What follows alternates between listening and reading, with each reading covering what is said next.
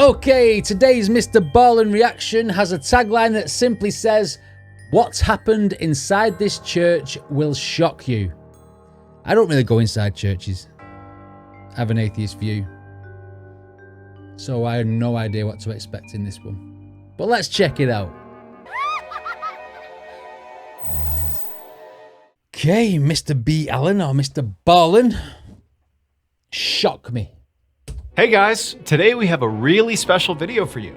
So if you haven't already heard, we just released our second graphic novel, Where Nightmares Live, and it's available wherever books or audiobooks are sold. And Buy what it better if way you to want get it, you guys guys. a little sneak peek of this incredible piece of art than to tell you one of the new stories that is in this book. Again, our second graphic novel, Where Nightmares Live, is out right now wherever books are sold, so grab your copy today and follow along. Did he just say that with the story he's telling us today is in this book? And remember, your nightmares are waiting. We've covered lots of bizarre stories on this channel, but I can say with confidence that today's story is easily one of the weirdest. In fact, it could even be the most weird, because you'll get to the end of the story and hear what happens, the big reveal, and you're going to be like, wait, what happened? So buckle up, it's a good one. But before we get into today's story, if you're a fan of the strange, dark, and mysterious delivered in story format, then you've come to the right place, because that's all we do, and we upload once a week. So if that's of interest to you, please offer to clean the like button's house, but instead of cleaning it, just go ahead and bring a wrecking crew to their property and level it. Also, please subscribe to our channel and turn on all notifications so you don't miss any of our weekly uploads. That's a little bit of an escalation in just like saying like I'll dirty the house up, because normally it's not that sort of extremity when it comes to doing something to the like button. Now, we're knocking his house down. So that's ruthless. Okay, let's get into today's story. I think he's got a new microphone. His voice sounds different. The Good Reverend, let's go.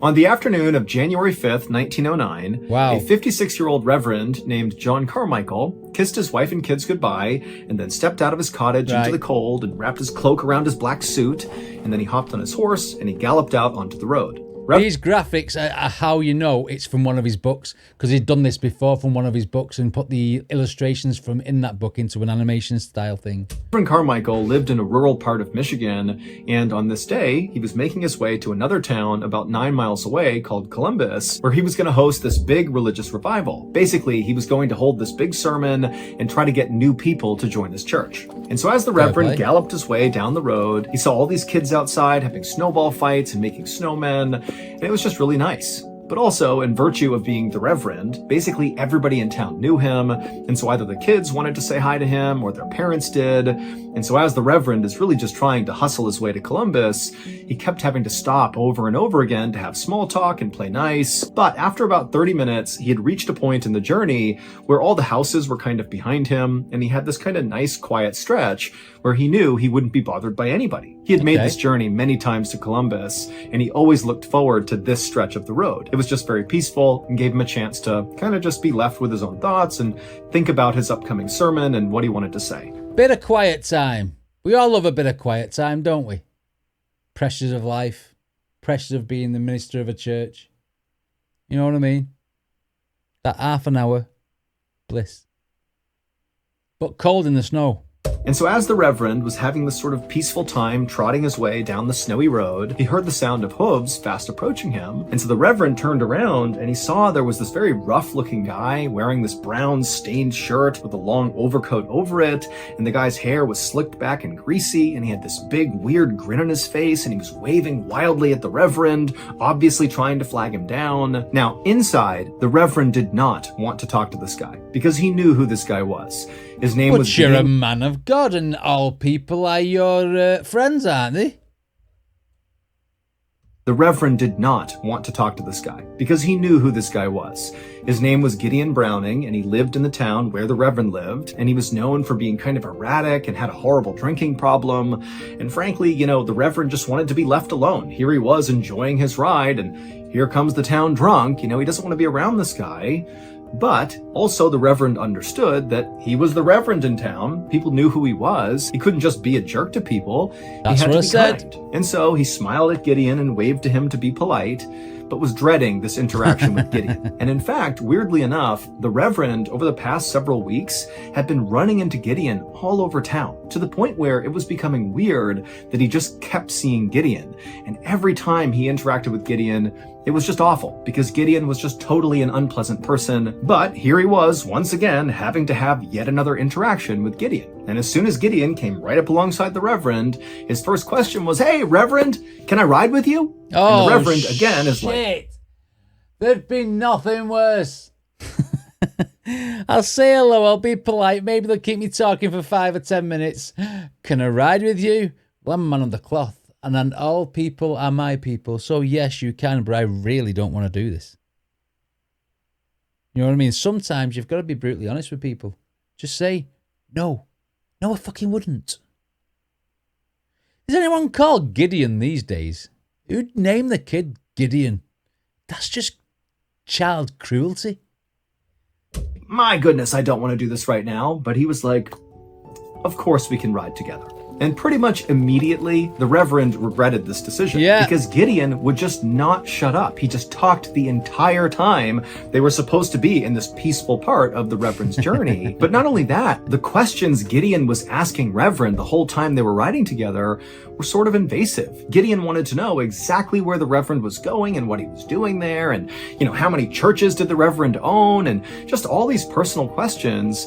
And sort of against his better judgment, the Reverend was being truthful with Gideon. He told Gideon that he was going to Columbus to have this big revival, and he also told Gideon about one of the churches that he owned in a town called Rattle Run. And as the Reverend was again kind of giving up this information that he kind of wished he wasn't, he noticed Gideon began doing something strange. As Gideon was galloping along, keeping a fixed gaze on the Reverend, Gideon reached into his pocket and pulled out a silver coin and began flipping the coin into the air and catching it and flipping it and catching it over and over and over again. Like Harvey Two-Face. Never affecting his riding. I mean, it was like Gideon wasn't even aware he was flicking this coin. And the Reverend, he's kind of watching Gideon do this, and it was sort of impressive. Like Gideon was just able to flick this coin over and over and never drop it and just keep on stride. But more than just being impressed with Gideon's hand-eye coordination, the Reverend began to notice that he really liked what Gideon was doing with this coin. It was kind of soothing in a way. Not so much the actual coin flipping in the air, but the sound it was making. The sound of it spinning in the air and slapping into his palm over and over again. It just kind of put the Reverend at ease, and he didn't know why. And so after a while, the Reverend just kind of stopped answering Gideon's questions and just kind of stared at the coin and listened to that sound. And he just felt himself drift into this weird, relaxed state, almost like he felt asleep. And so as this weird thing is going on with this coin, the two men eventually reach this crossroads where there's a general store. And at this point, Gideon catches his coin, puts it back in his pocket, and the two men, they come to a stop at this general store, even though the Reverend did not want to go to this general store. He just kind of followed Gideon up to the hitching post. And what you do then is you say, "Are you going to go in there then, Gideon? Yeah, you're going to get some stuff? Yeah, okay. I'll be out here as soon as that door shuts. Hey, I'm off. Gone." They both got off their horses, they tied their horses to the post, and again, the Reverend's thinking, "I can't stop here, I gotta go to Columbus, I gotta get to this revival." But Gideon just turns to the Reverend and says, "Hey, we gotta make a stop here, we need to get something." And the Reverend found himself saying, "Okay, what are we gonna get?" And the Reverend's thinking, "What am I saying? I don't want to do this. I don't want to stop here. I gotta go." Being too polite. He polite. just stood there, just waiting for Gideon to tell him what they were going to buy. And Gideon, who had that big grin on his face again, he said, "Well, actually, I'm not going to go into the store. You are. You're going to go in there, you're going to buy me a new hatchet, and you're going to bring it out here and give it to me." And now everything hatchet, that's like an axe, isn't it? Or a weapon. Is a hatchet. That's an axe, isn't it? An hatchet. This was totally weird to the Reverend. He did not feel like this was a normal request, nor did he want to go in the store. He wanted to leave. But for some reason, he just said, "Okay." And he turned and shuffled in the store, found a new hatchet, paid for it with his own money, walked outside, handed it over to Gideon, and then... So let me get this straight. You've got the town drunk, who's always drunk, and he asks you to buy him a weapon.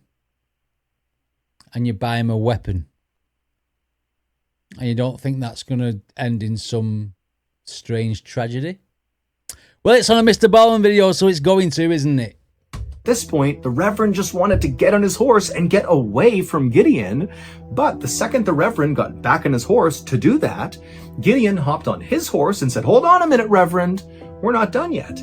Now we're going to go to your church in Rattle Run, because I'm getting married soon, and I'm thinking about maybe getting married in your church, and I want to scope I've got to go out." to Columbus. And so the Reverend at this, who again just wants to go to Columbus, he doesn't want to be around Gideon at all, but for some reason he just said, "Okay, yeah, we'll go to my church in Rattle Run." He's a yes and so man. at this point, Gideon pulled out his coin and started flipping it again and again, and the two men rode. I kill you, I kill you not. I kill you, I kill you not. That's what he's doing. Side by side in the direction of Rattle Run, and the whole time the Reverend's thinking, "What am I doing? Why are we doing this?" And also, in addition to just brain fog and confusion, the Reverend also realized that Gideon was clearly lying to him because he knew Gideon was married. So what's he talking about needing to scope out his church to see about potentially getting married there? That didn't make sense. Like, why was Gideon actually wanting to go to his church? The Reverend didn't know, but he was really starting to feel scared. But again, he just couldn't stop agreeing to the things Gideon wanted to do. And so the two men galloped their way to Rattle Run. The whole time Gideon's flipping that coin and staring at the Reverend, and the Reverend's just totally transfixed on the coin. And then they get to the church. Gideon puts the coin in his pocket.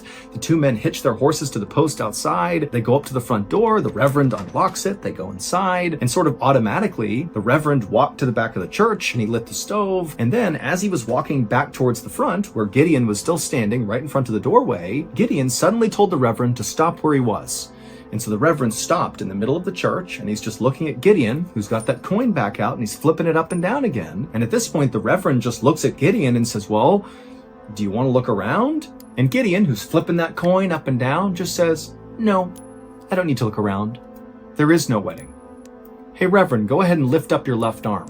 And at this point, the Reverend is terrified, he's confused, and his left arm just suddenly raised up into the air. He had no control over it. And then a second later, Gideon says, "Hey, go ahead and raise your other arm."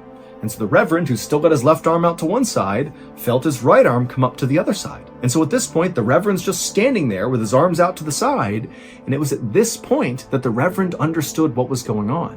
Clearly, Gideon had hypnotized him. That could be the only explanation for what was going on here. Oh, come on. Come on. I know these are truth stories that Mr. Ballen does, but I don't believe in hypnosis. I'm not having it. That's just, if this was said in history, then it's that bit never happened. Not having that. Clearly, Gideon had hypnotized him. That could be the only explanation for what was going on here. But before the Reverend could say or do anything about how totally weird the situation was, Gideon, who was flipping that coin and had a big grin on his face the whole time he was making the Reverend raise his arms up, suddenly Gideon's face completely changed, and he became deadly serious, and he was staring at the Reverend, and then he dropped the coin to the ground and began moving towards the Reverend. The following day, around noon, the caretaker for Reverend Carmichael's Rattle Run Church made his way to that church to check in on the building. He knew Reverend Carmichael was going to be in Columbus for a few days, and so he just wanted to make sure, nothing was out of the ordinary.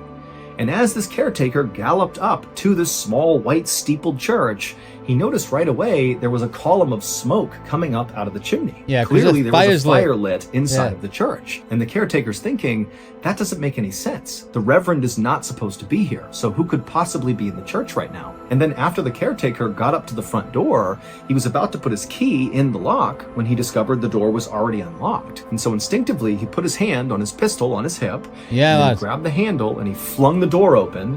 And when he looked inside the church, he just froze, because the entire interior of the church was drenched in blood. There was blood on the pews, the walls, on the altar, and then also amongst all this blood, the caretaker also noticed there were little pieces of ripped up fabric all over the place, and he saw one of them had a unique button sewn into it, a button he recognized as belonging on Reverend Carmichael's suit. Yeah. And so the caretaker is horrified. He's looking around. He doesn't see anybody, but he sees there's a drag trail right down the center aisle all the way up to the altar, and it curves around to the right out of view. Like a now, the proper horror caretaker film. wanted to turn and run away, But he was worried that maybe Reverend Carmichael was in here somewhere and was maybe still alive and he could help him. And so the caretaker felt like it was his responsibility to investigate. Well, that's where you do the process of like, let's weigh up how much blood is around this area.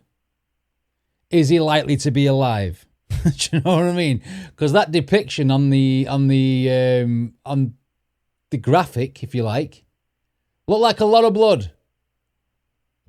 Probably chopped his arms off.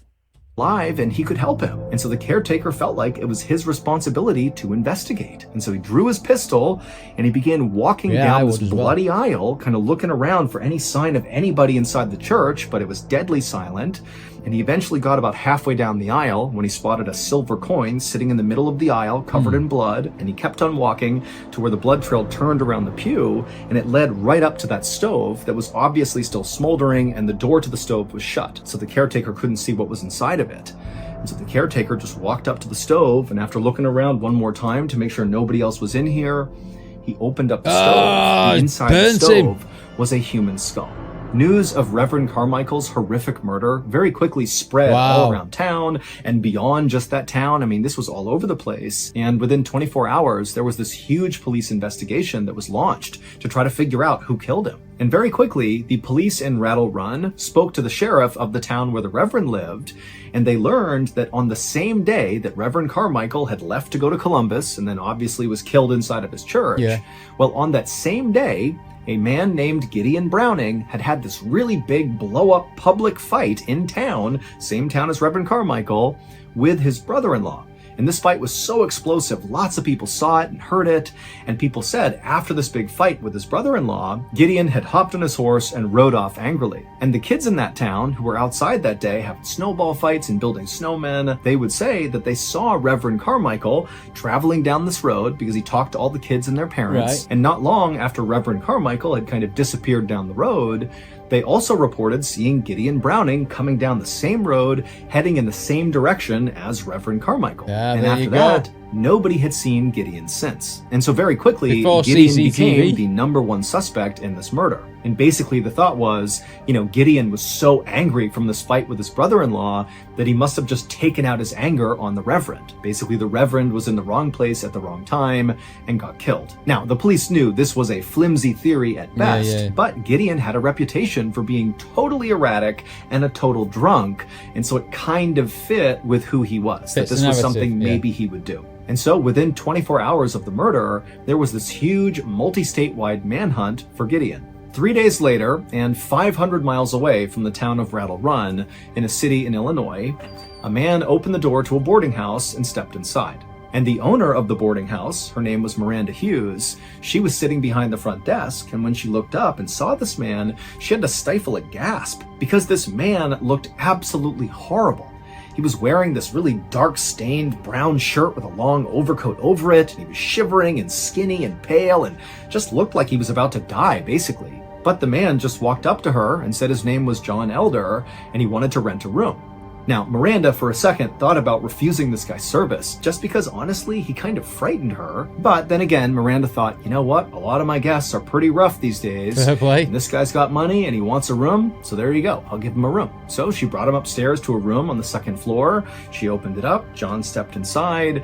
And Miranda, as a courtesy, said, hey, do you want me to make you some food? And John, without even turning around, just says, no, I'm fasting. And then he shut the door in her face. For the rest of the weekend, despite what John told Miranda, Miranda would come up to his room and leave food outside of his door at every mealtime. It was something she did for her guests. But John never came out to get the food. And for a little while, Miranda was actually kind of concerned about this guy, considering how terrible he looked. And, you know, now he's fasting. That didn't seem healthy. But at the same time, Miranda was kind of happy to not have to deal with this guy, and so she basically ignored him. But on the morning of January 12th, so 1 week after the murder, and 3 days after John Elder had checked into this boarding house, Miranda was walking across the back lawn of this boarding house when she heard what sounded like somebody moaning in pain coming from the outhouse. Now, normally, Miranda would never even think of going to the outhouse and seeing if somebody was okay in there.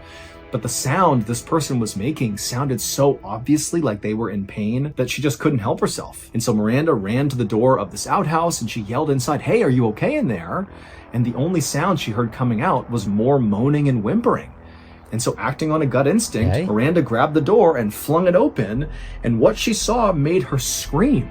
It was John Elder, and he was sitting on the toilet looking up at her with wide, panicked eyes, and his throat had been slashed from ear to ear. She could basically see deep into his neck. This was Wow. a fatal wound, and he was bleeding everywhere. And so Miranda stumbled backwards, turned around, and ran to go find police. By the time the police arrived Obviously at the he boarding died. house and went to the outhouse, John Elder was already dead from this horrible wound. And at first, the police did not connect the death of John Elder to what had happened in Rattle Run 500 miles away. Yeah. They were totally disconnected. That is, until police searched John Elder, and they found in one of his pockets was a blood-stained letter addressed to the sheriff of Rattle Run. And as soon as the police read it, they knew they had something huge on their hands, because John Elder was not who he said he was. To understand who John Elder was, and to even begin to understand Gideon? what happened in Rattle Run, we need to go back to January 6th, the day that Reverend Carmichael left his house and began making the journey to Columbus for this Okay. big revival. During that journey, Reverend Carmichael did come in contact with Gideon Browning.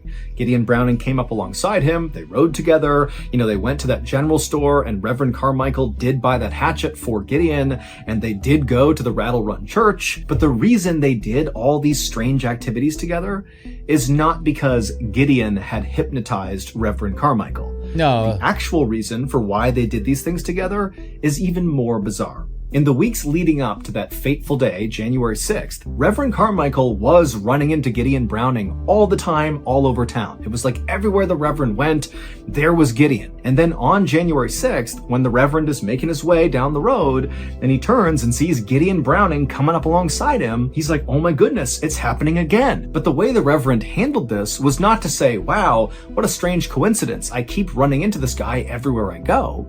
Instead, the Reverend believed that Gideon must have some sort of special power, that he's able to know where I am at all times. No. And he's using that power to try to intimidate me by spying on me. And so on January 6th, when Gideon came galloping up alongside of the Reverend's already completely paranoid and on edge about Gideon, fearing this guy has magical powers, basically. And then when Gideon pulled out that coin and began flipping it into the air, which apparently was just something he did, the Reverend took that as, oh my goodness, in addition to having magical powers to always know where I am, Gideon also has the power of hypnosis. And that coin that I can't take my eyes off that sounds so incredible, Paranoid that's soothing session. me, well, that is hypnotizing me. Gideon is now controlling me and my thoughts and my body.